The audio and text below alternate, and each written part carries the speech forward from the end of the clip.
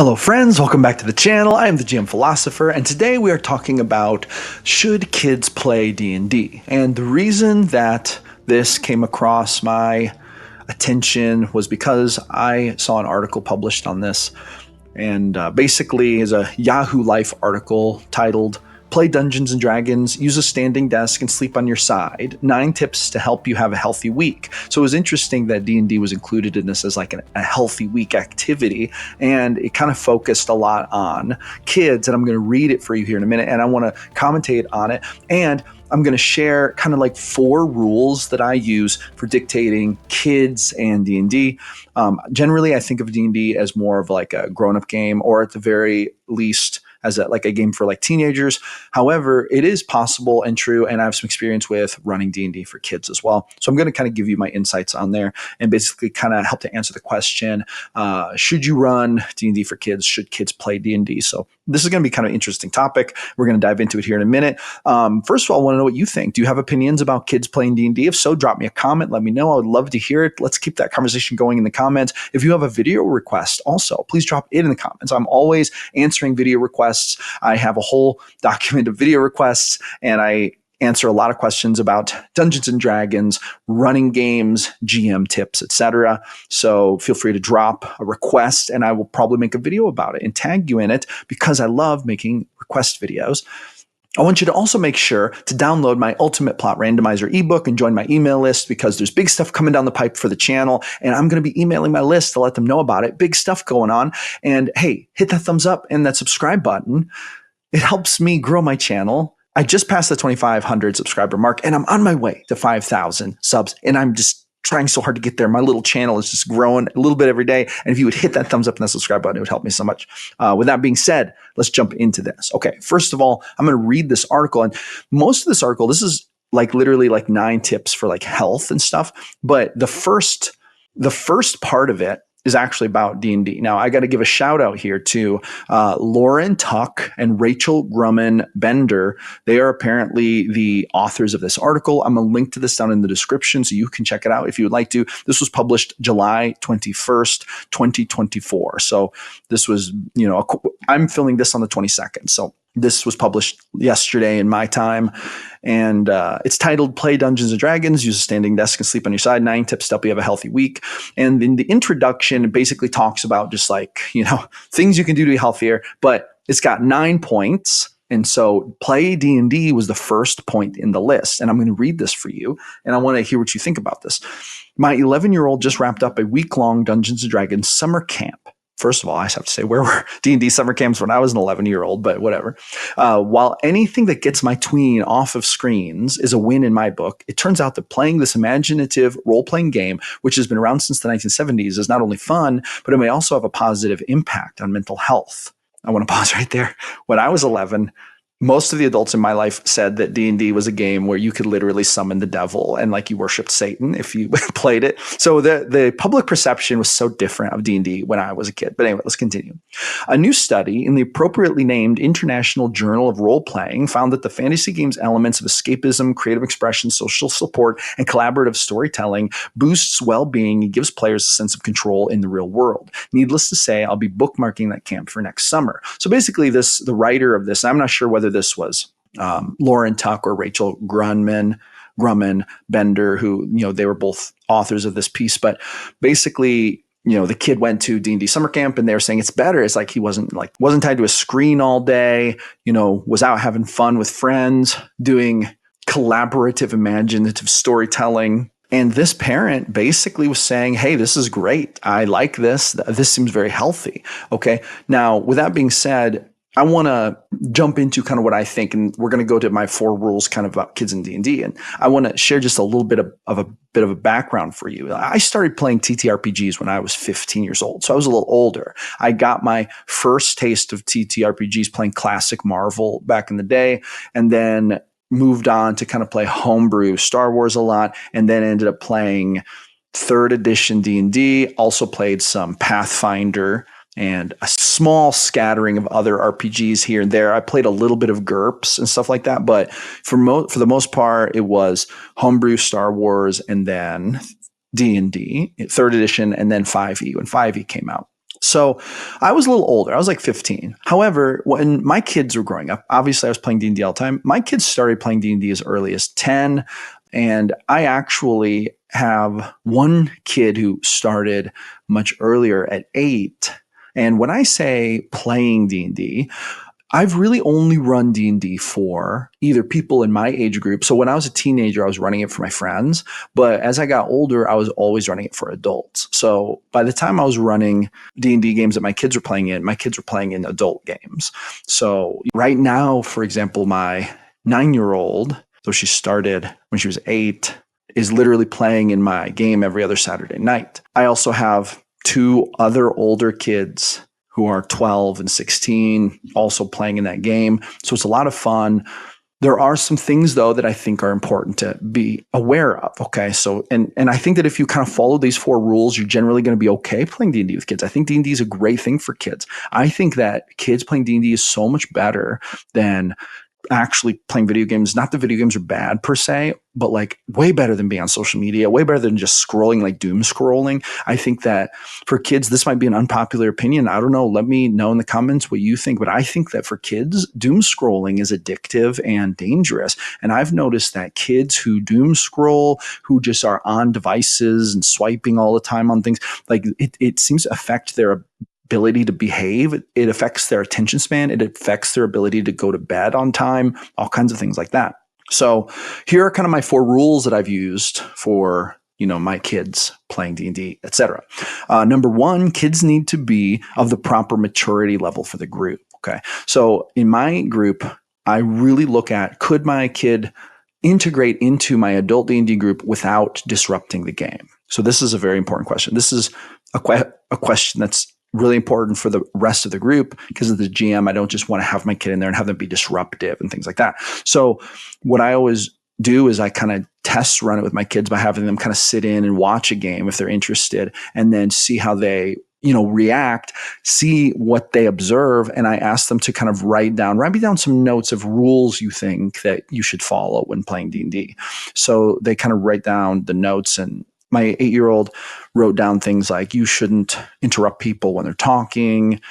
You shouldn't be rude to people. You should patiently wait for your turn, things like this. So these are very good things.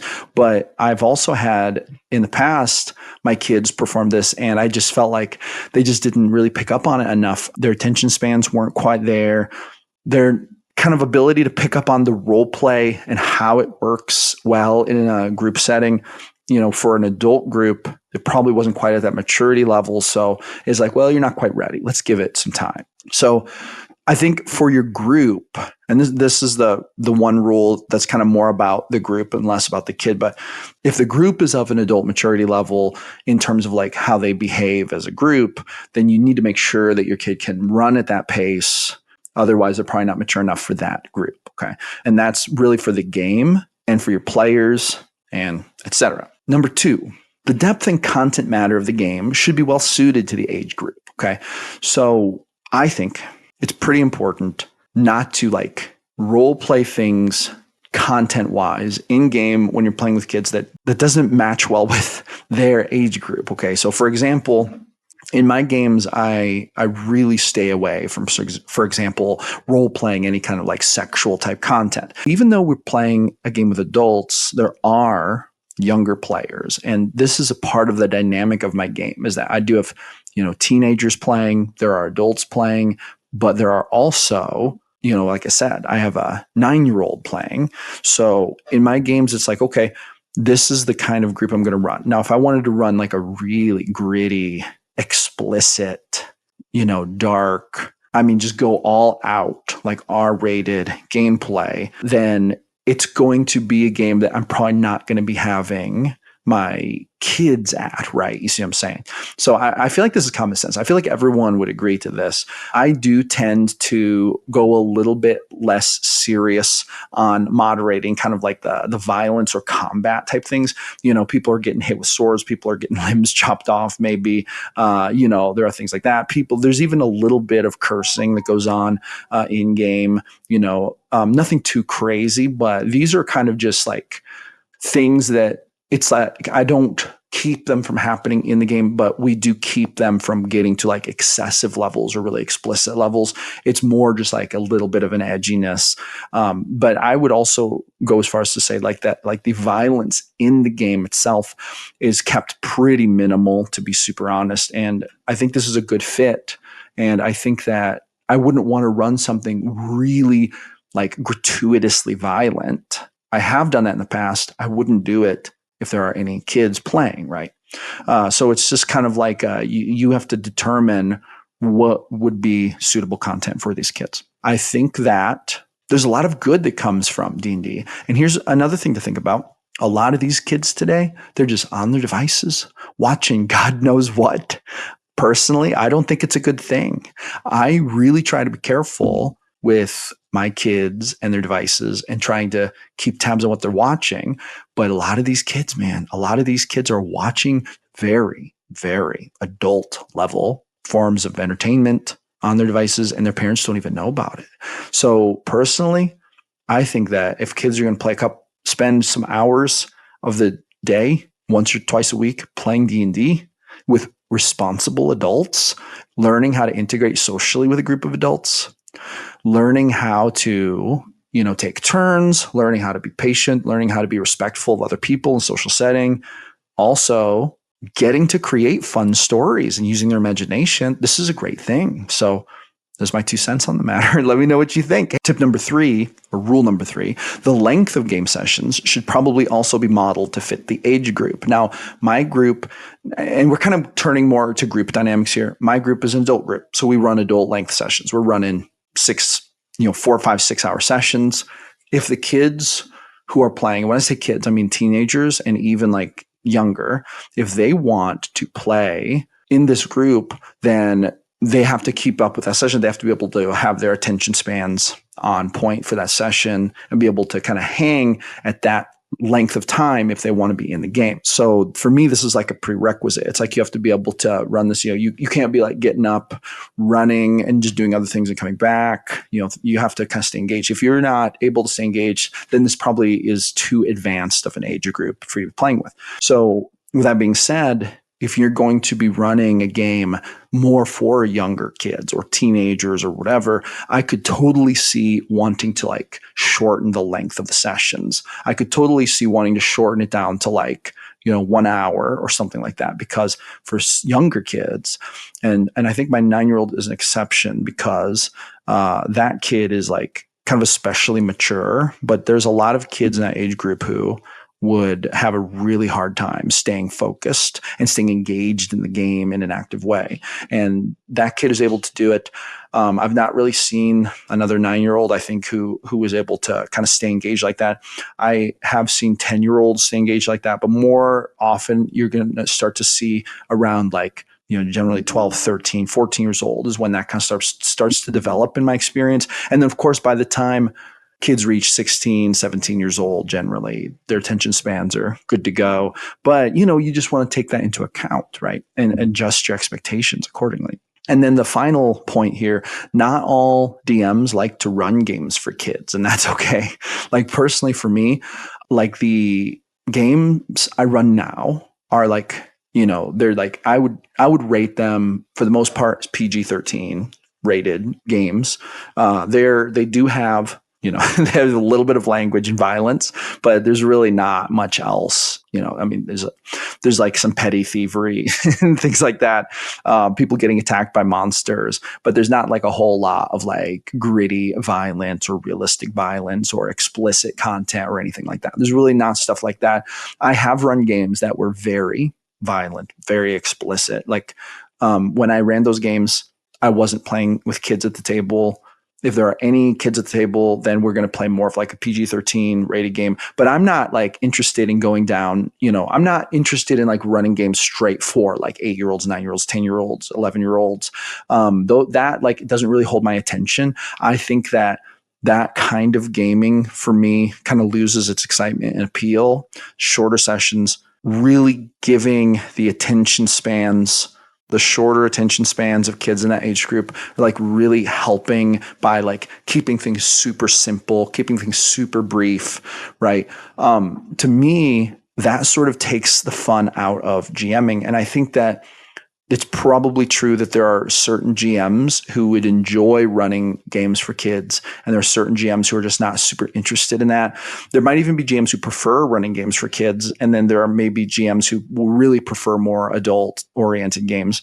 So for me, I think that what it really comes down to as a GM is like figuring out what you like, figuring out what you're comfortable with, figuring out whether or not you're even interested in having kids at your game table, because there's also another element of like, there's a lot of responsibility that comes with that. If you have kids at the game table, then you've got to really not only make sure that you're moderating your content, that your stories, the things you're describing, but you also want to moderate kind of the group think. So if you have young teenagers mixing with grown-ups, but the grown-ups are trying to role play explicit themes, this is not going to work. And I think that this comes down to talking before the game about what level you're going to go to. And hopefully you're playing with like mature people who understand, oh, well, obviously keep it age appropriate. I think this is really important, but I think that there might be situations where that's not so self-evident, which to me is kind of like a bad news thing. You have to be playing with people who are mature enough to understand, oh, I will self-moderate based on the age of the people involved. And so there's a responsibility here as a GM to choose your group wisely if you're going to be playing with like, your teenagers or even younger kids, etc. So with that being said, there's what I think. Should kids play D&D? That's my thoughts on it. Let me know what you think. Drop a comment. Let me know. Hey, thank you so much for stopping by for another video. I'm here almost every day creating videos about the best game in the world, D&D. So I will see you awesome people on the next one.